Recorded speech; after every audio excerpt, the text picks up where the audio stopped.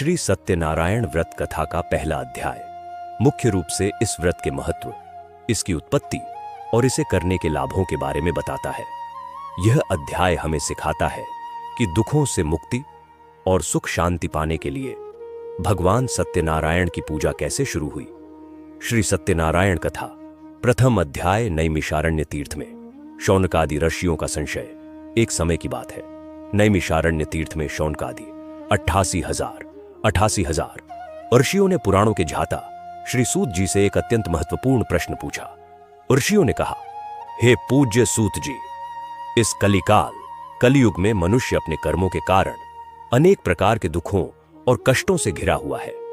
कृपा करके हमें कोई ऐसा सरल उपाय, व्रत या तप बताइए जिससे मनुष्य के सभी मनोरथ पूरे हों, उसे सांसारिक सुख मिले और अंत में मोक्ष की प्राप्ति हो। ऋषियों की लोक कल्याण की भावना को देखकर सूत जी अत्यंत प्रसन्न हुए। उन्होंने कहा, हे ऋषियों, आप सबने संसार के भले के लिए बहुत ही सुंदर प्रश्न पूछा है। यही प्रश्न एक बार देवर्षि नारद ने स्वयं लक्ष्मीपति भगवान विष्णु से पूछा था। भगवान ने जो उपाय नारद जी को बताया था वही मैं आपको सुनाता हूं। एक बार देवर्षि नारद जी वीणा बजाते हुए तीनों लोकों में भ्रमण कर रहे थे। जब वे मृत्यु लोक, पृथ्वी लोक पर आए तो उन्होंने देखा कि यहां के मनुष्य अपने अपने कर्मों के अनुसार अनेक योनियों में जन्म लेकर भुखमरी, बीमारी और क्लेश जैसे गंभीर दुखों से तड़प रहे हैं। मनुष्यों का कष्ट देखकर नारद जी का कोमल हृदय द्रवित हो उठा। उन्होंने सोचा कि कोई ऐसा उपाय खोजना चाहिए जिससे इन जीवों का भला हो सके। इसी विचार के साथ वे बैकुंठ लोक में भगवान श्री हरि विष्णु के पास पहुंचे। बैकुंठ में भगवान विष्णु 4 भुजाओं में शंख, चक्र, गदा और पद्म धारण किए हुए माता लक्ष्मी के साथ विराजमान थे। नारद जी ने भगवान की स्तुति करते हुए कहा, हे वाणी और मन से परे, अनंत शक्तिमान, आदि मध्य अंत से रहित और भक्तों के रक्षक प्रभु, आपको मेरा बारंबार प्रणाम है। नारद जी को सामने देखकर भगवान विष्णु मुस्कुराए और बोले, हे देवर्षि, आपके आने का क्या प्रयोजन है? आपके मन में क्या इच्छा है? निस्संकोच कहिए। नारद जी ने हाथ जोड़कर कहा, हे प्रभु, पृथ्वी लोक पर रहने वाले मनुष्य अपने पाप पुण्य के चक्र में फंसकर अत्यंत दुखी हैं।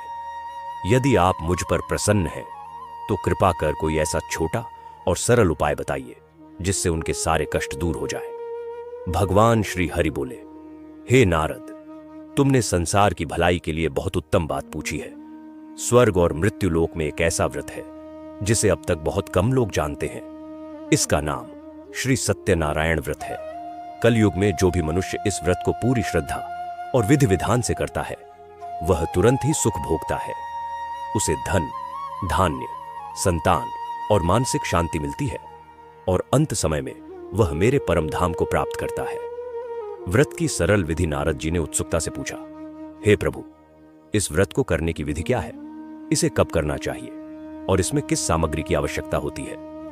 भगवान विष्णु ने समझाया, समय, इस व्रत को किसी भी महीने की पूर्णिमा, फुल मून, संक्रांति, एकादशी या किसी भी बड़े संकट या खुशी के अवसर पर किया जा सकता है। विधि, व्रती को शाम के समय प्रदोष काल में अपने भाई बंधुओं, मित्रों और ब्राह्मणों के साथ एकत्रित होना चाहिए। स्वच्छ मन से भगवान सत्यनारायण की पूजा करनी चाहिए। प्रसाद, 1.25 कप या 1.25 किलो सवाई के अनुपात में सूजी या गेहूं का आटा, घी और चीनी को मिलाकर पंजीरी प्रसाद बनाएं। साथ ही केला, दूध, दही और पंचामृत तैयार करें। कथा और आरती, पूजा के बाद भगवान सत्यनारायण की कथा सुननी चाहिए, आरती करनी चाहिए और सभी उपस्थित लोगों में प्रसाद बांटकर स्वयं भी भोजन ग्रहण करना चाहिए। भगवान ने अंत में कहा, हे नारद, जो मनुष्य इस प्रकार सत्य की राह पर चलकर मेरा व्रत और पूजन करता है उसकी सभी मनोकामनाएं निश्चित रूप से पूरी होती हैं। इति श्री सत्यनारायण व्रत कथाया प्रथम अध्याय संपूर्णम। इस प्रकार श्री सत्यनारायण व्रत कथा का पहला अध्याय समाप्त होता है।